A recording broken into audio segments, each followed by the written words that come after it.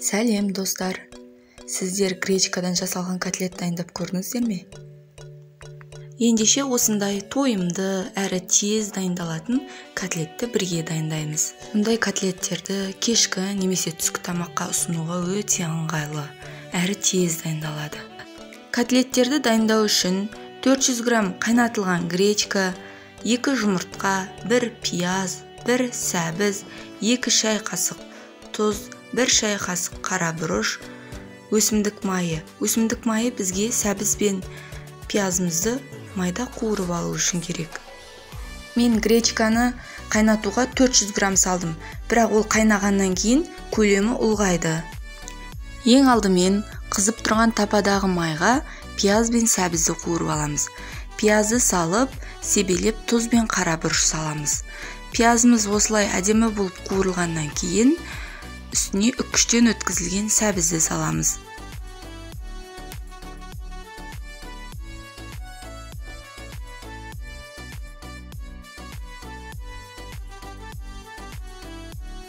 Сәбіз бен пиязды сары түске енгенше орташа отта қуырамыз. Әрі қарай дайын болған қоспамызды 15-20 минут суытып алып, гречканың үстіне саламыз. Осы қоспаның үстіне 2 жұмыртқаны саламыз. Енді осы қоспаларды жақсылап араластырамыз.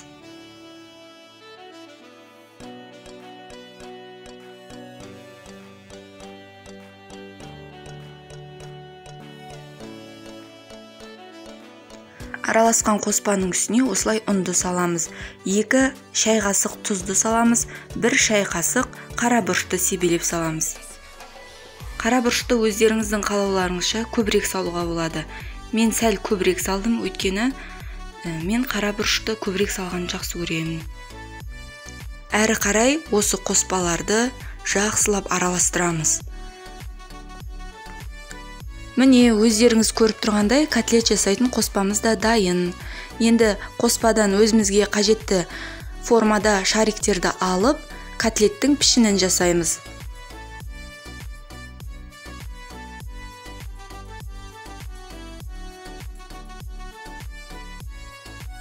Тападағы қызып тұрған майға осылайша котлеттерімізді салып, 2 жағын қызартып, пісіріп аламыз.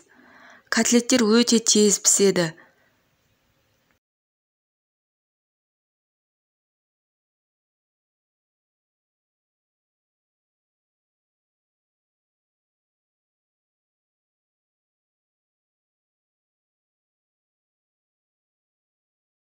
Дайын болған котлеттерді пюре, күріш секілді гарнирмен де ұсынуға болады.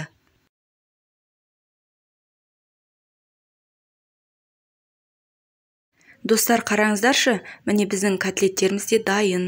Сіздер де жасап көріңіздер. Мені қолдап, менің каналыма подписаться етуді ұмытпаңыздар.